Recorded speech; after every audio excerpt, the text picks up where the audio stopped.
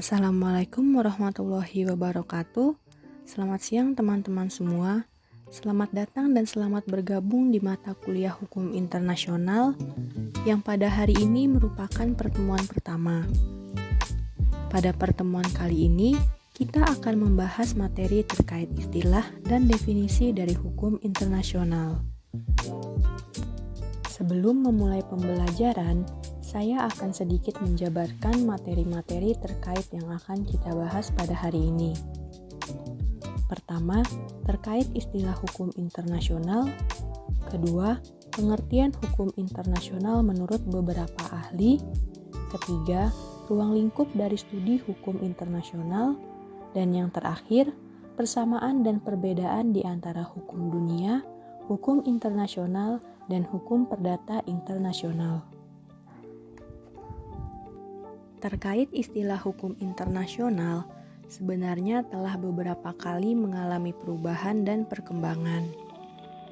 Sebelum muncul istilah hukum internasional, terlebih dahulu masyarakat menyebutnya dengan hukum bangsa-bangsa atau Law of Nations.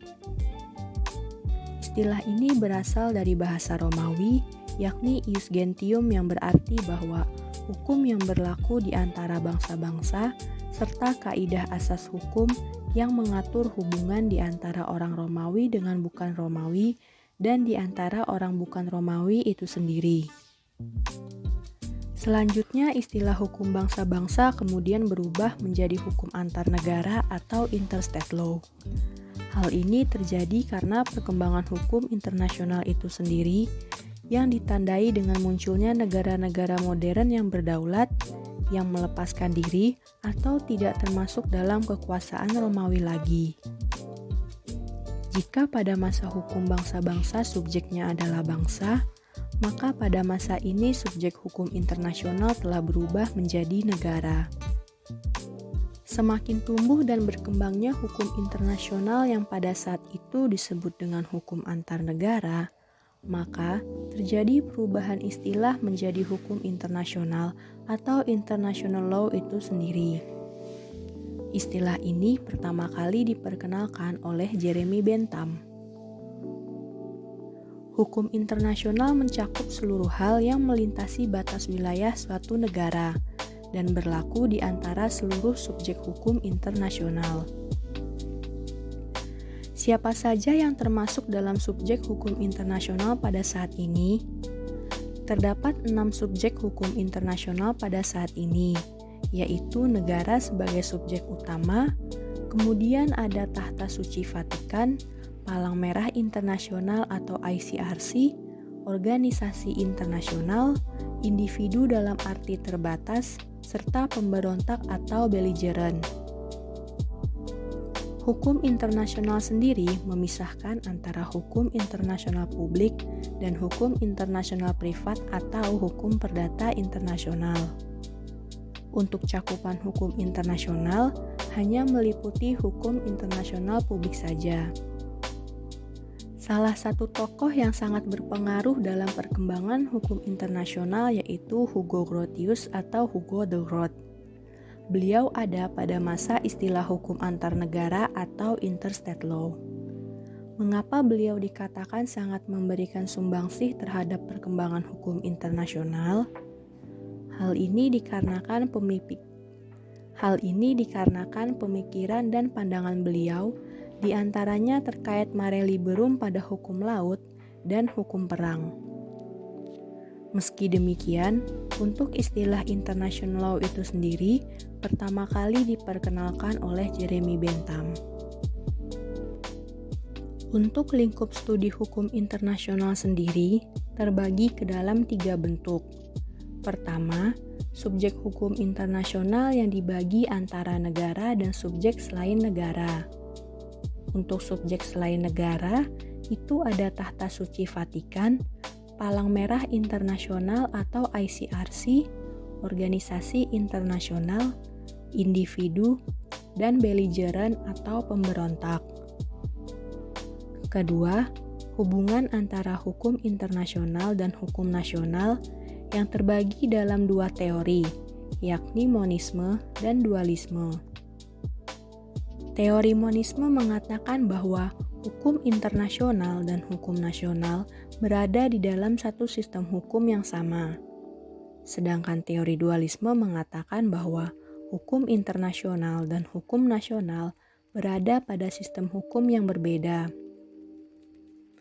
Bagi negara yang memberlakukan teori dualisme, maka ketika negara melakukan ratifikasi terhadap perjanjian internasional, diperlukan adanya transformasi ketentuan hukum tersebut ke dalam peraturan perundang-undangan atau hukum nasional negara yang bersangkutan.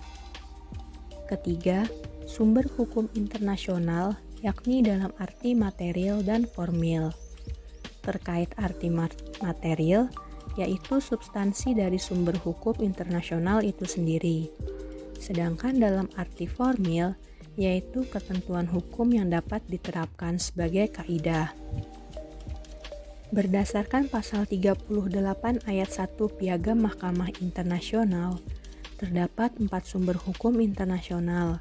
Yang pertama, perjanjian internasional atau treaty.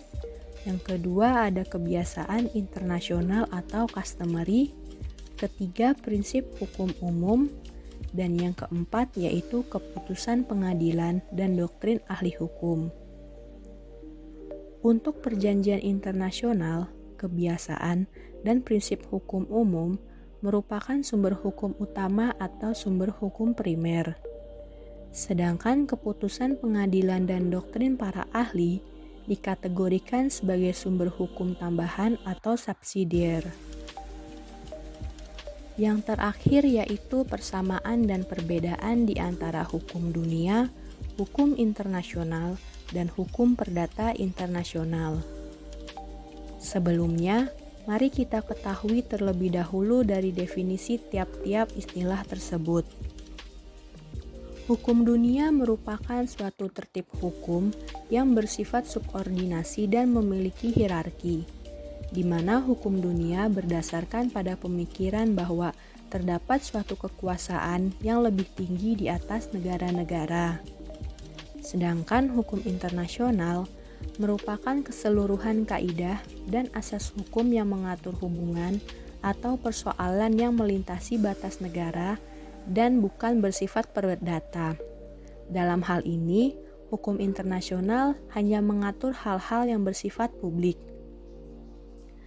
Yang terakhir yaitu pengertian dari hukum perdata internasional, yaitu kaidah dan asas hukum yang mengatur hubungan hukum perdata antara para pelaku hukum yang masing-masing tunduk pada hukum perdata atau hukum nasional yang berlainan.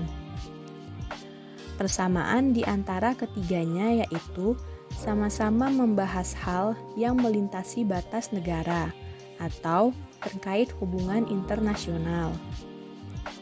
Sedangkan perbedaannya, pokok permasalahan hukum internasional terjadi dalam ranah publik, sedangkan hukum perdata internasional hanya dalam ranah perdata atau privat.